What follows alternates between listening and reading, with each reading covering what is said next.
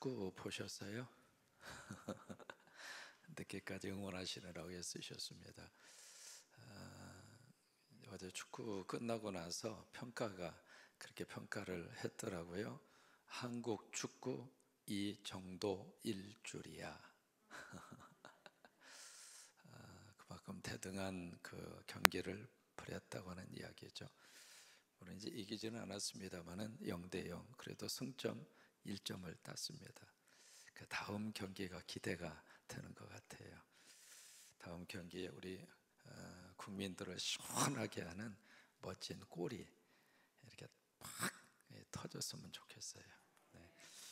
우리 한 주간 동안 새벽제단 자리 지켜주셔서 감사하고 오늘 하루도 예수님 안에서 웃고 하루를 사시기를 축복합니다. 서로 축복하십니다. 웃고 삽시다.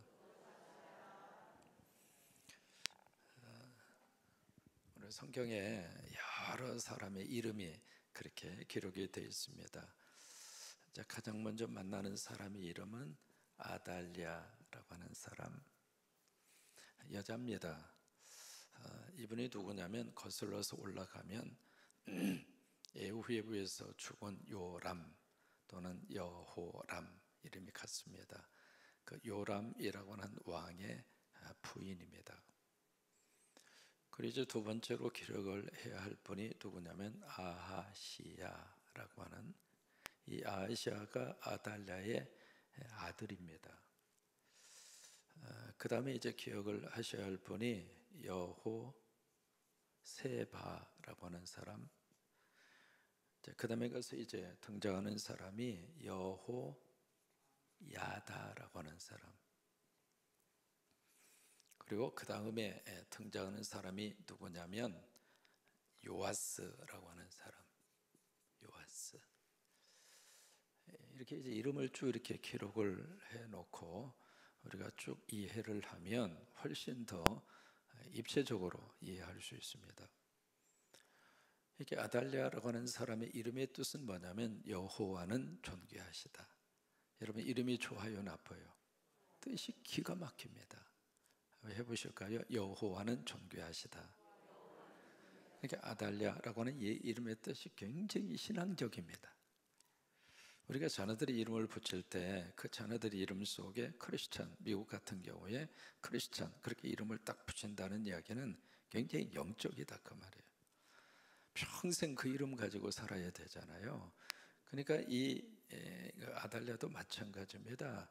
그러니까 이 아달랴라고 하는 사람은 누구의 딸이냐면 거슬러 올라가서 보면 아합과 이세벨의 딸입니다. 그러니까 여기서 이제 뭔가 이렇게 조금 느낄 수가 있겠죠.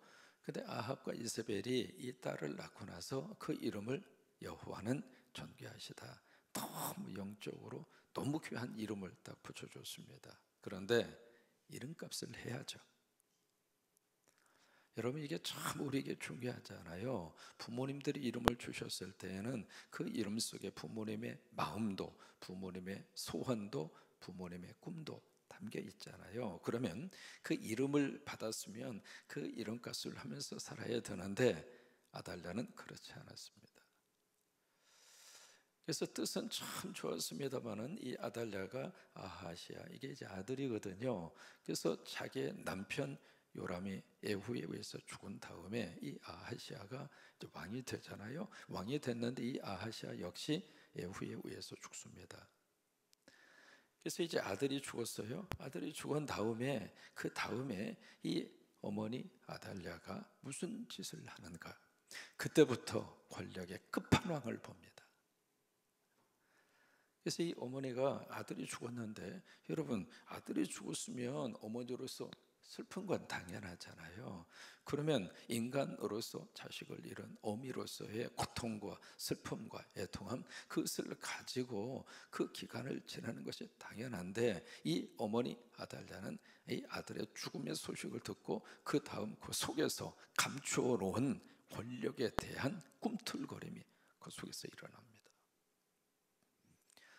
그래서 이 아하시아의 자녀들, 다시 말해서 손자가 되겠죠. 아달랴 입장에서는 손자예요.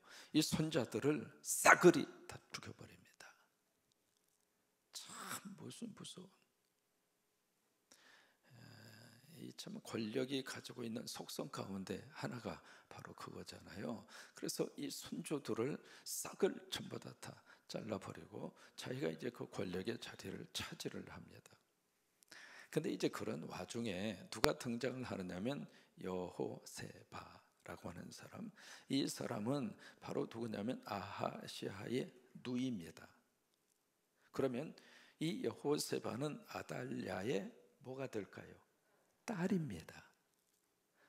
근데 이 딸인 여호세바, 아하시아의 누나가 뭘 하는가? 이 어머니가 전부 죽이는, 이 손주들을 죽이는 그 와중 속에서 요아스라고 하는 이 여호세바 입장으로서는 조카죠. 조카. 그때 당시에 요아스가 몇 살이면 1살입니다. 1살 배기 요아스를 몰래 빼돌립니다. 빼돌려서 이 요아스와 그리고 그를 기르는 유모를 이렇게 몰래 딱 숨겨놓는데, 어디에다 숨겨놓느냐면 여러분 한번 보실래요? 어디에 숨었는가? 2절입니다. 2절을 보시면 같이 한번 2절을 읽습니다. 요람 왕의 딸 아하시아의 누이 여호세바가 아하시아의 아들 요아스를 왕자들의 죽임을 당하는 중에서 빼내어 그와 그의 유모를 침실에 숨겨 아달랴를 피하여 죽임을 당하지 아니하게 한지라. 어디에 숨겼느냐면 침실에다가 숨깁니다. 그러면 이 아달랴가 이 왕자들을 죽일 때 모든 그 왕실뿐만이 아니라 어디든지 숨어 있는 곳은 전부 다 추격을 해서 전부 다 죽였을 겁니다. 근데 침실은 빠진 거예요. 그럼 왜 침실을 아달랴는 수색하지 않았을까? 왜 그 침실은 남겨두고 아달랴는 다른 데만 그렇게 수색을 했을까? 이유가 있는 거예요. 그래서 요아스를 침실에 숨겨서 어느 정도 자라도록 했느냐면 7살 될 때까지, 7살이 될 때까지 요아스를 바로 그 침실에서 숨겨서 이 요아스를 길러냅니다. 그 다음에 등장하는 사람이 누구냐면 여호야다입니다. 여호야다는 누구냐면 대제사장이거든요. 대제사장인데 바로 역대하를 보시면, 그래서 성경을 전체적으로 보라는 거예요. 한 군데만 보지 마시고 전체적으로 성경을 엮어서 통으로 성경을 봐야 되는데, 역대하에 보시면 여호세바하고 여호야다가 부부지간입니다. 부부지간이어서 이 여호야다가 대제사장이기 때문에 이 부부가 지금 살고 있는 곳이 어디냐면 성전이에요. 여기에 침실은 성전 안에 있는 침실입니다.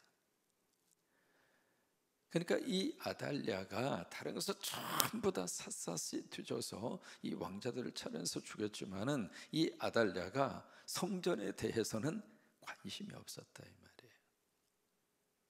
그게 아달랴의 믿음의 모습을 보여주는 거예요.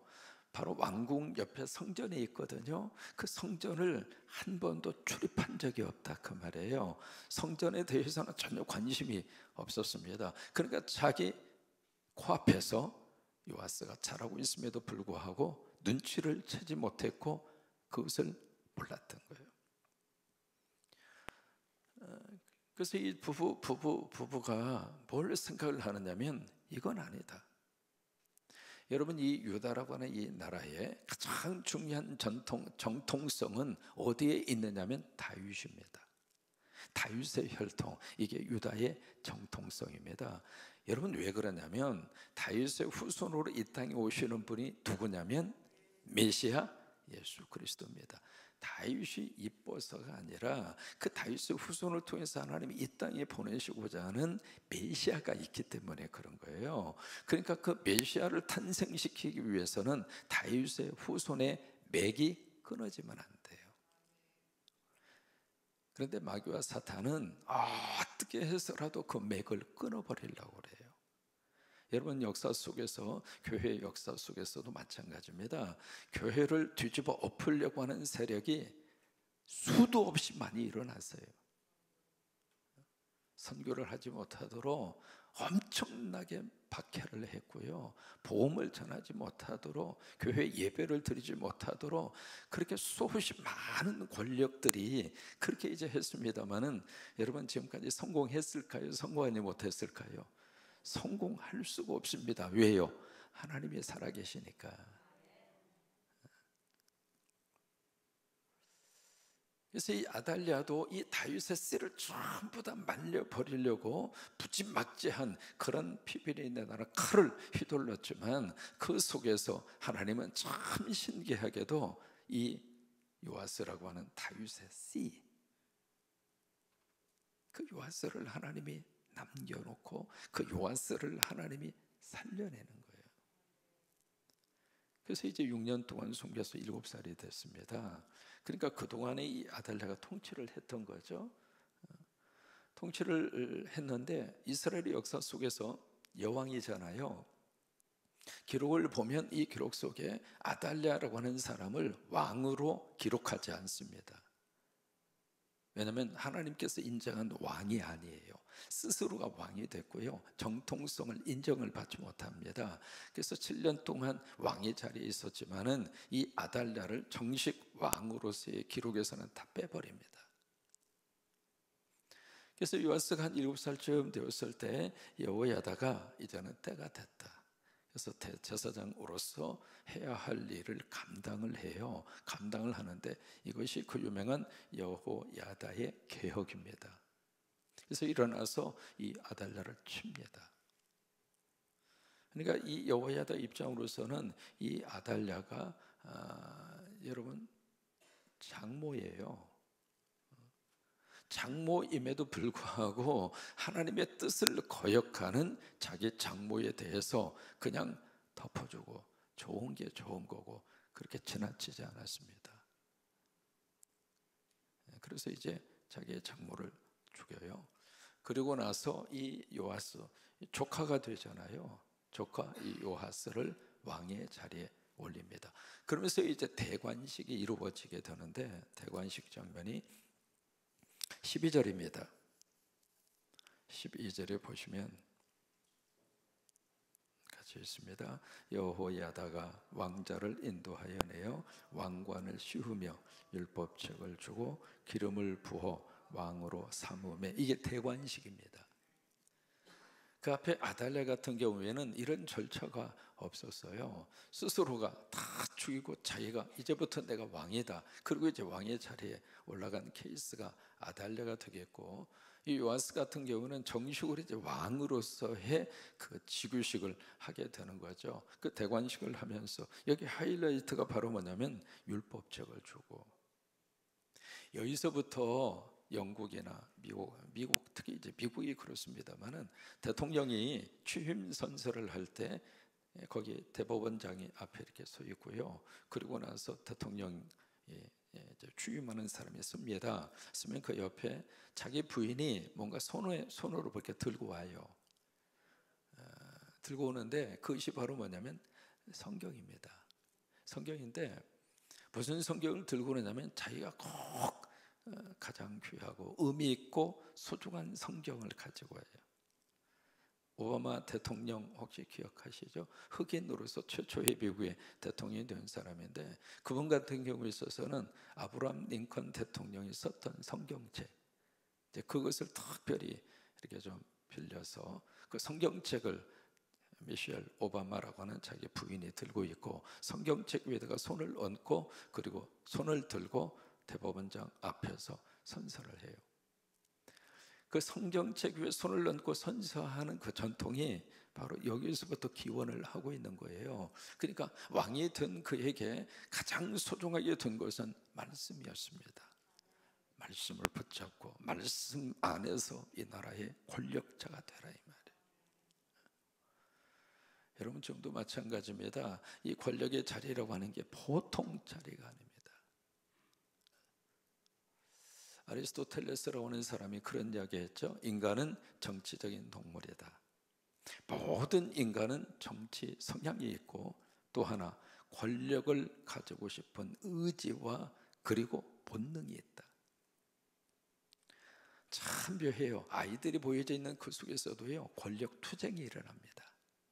애들이 뭘 알아요? 그래도 그 안에서 뭐 서열 싸움이 일어나고, 그 안에서 서로 막 차지하려고 막 싸움이 일어나고 경쟁이 일어나고, 이게 세상의 힘에 대한 그 정점이 올라가면 올라갈수록 권력을 향한 이 투쟁과 권력 앞에서는 어머니도 자식도 형제도 아무도 없습니다.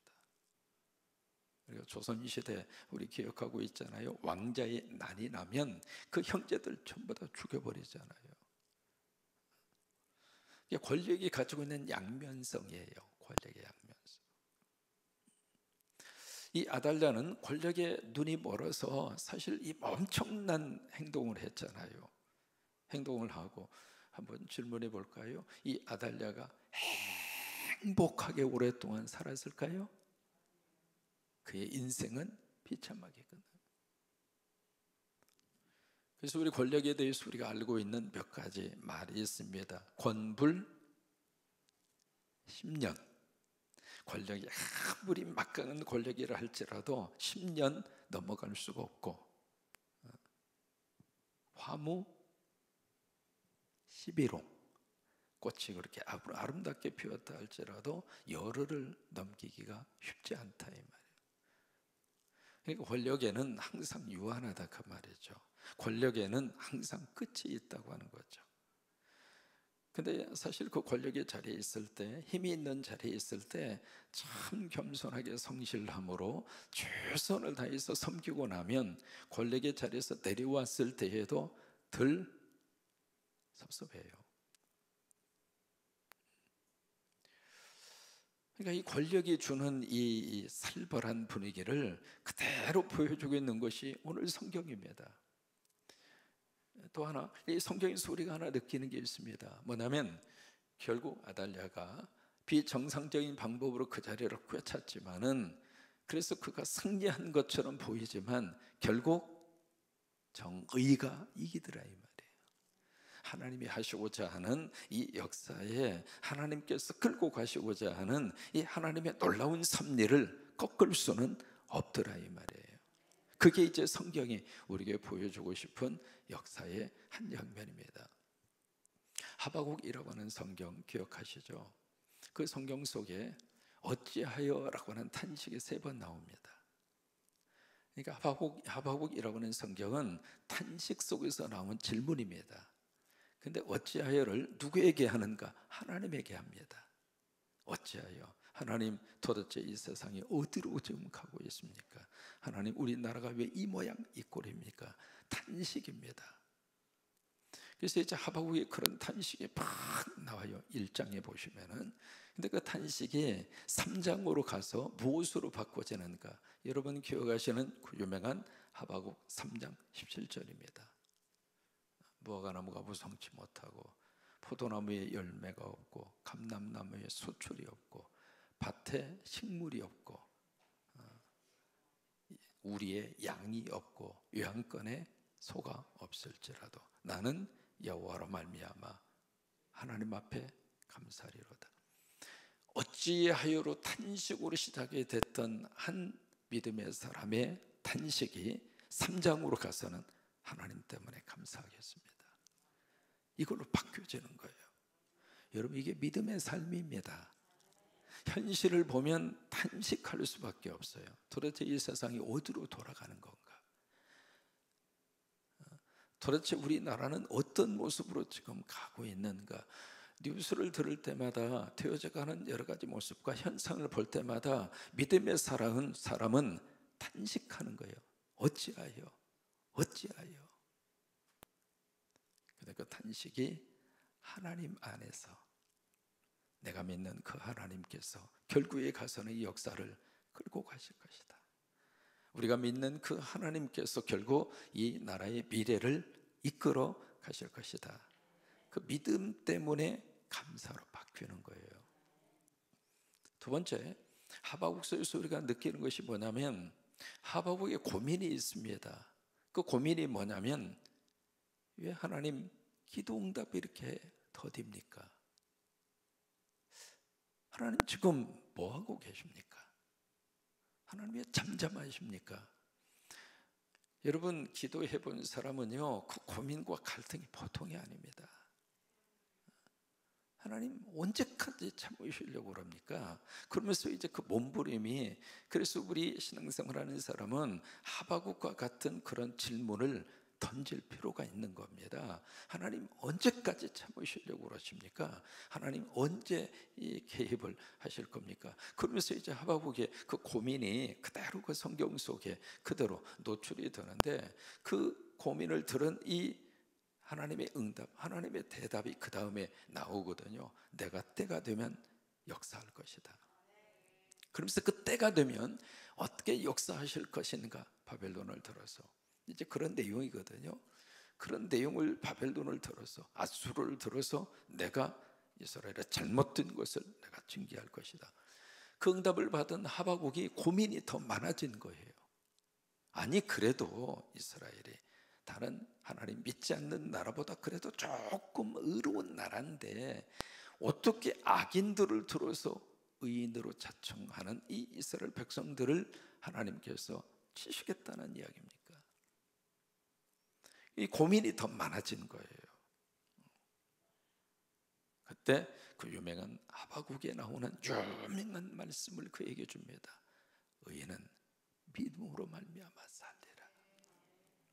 한번 해보실까요? 의인은 믿음으로 말미암아 살리라. 이게 사도 바울 전체 인생을 휘잡은 그의 신학의 본질입니다. 의인은 믿음으로 말미암아 살리라. 요즘 우리 젊은이들은 필로 살잖아요. 필이 꽂히면 젊은이들은 아무것도 생각 안 하고 돈이고 시간이고 모든 걸 다 갖다 쏟아붓습니다. 우리 믿음의 사람은 무엇으로 사는가? 필로 살아야 될까요? 감정으로 살아야 될까요? 우리 믿음의 사람은 믿음으로 살아요. 오직 의인은 믿음으로 말미암아 살리라. 그 하나님이 역사하셔서 불의가 이렇게 이겨가는 그 세상 속에서도 마지막 하나님이 함께 하시고 하나님이 역사하셔서 의가 승리한다. 그 믿음. 그래요. 그 믿음으로 사는 거예요. 그 믿음으로 세상을 이기고 사는 거예요. 여러분 그런 축복이 여러분 가운데 넘치시기를 주의 이름으로 축원합니다.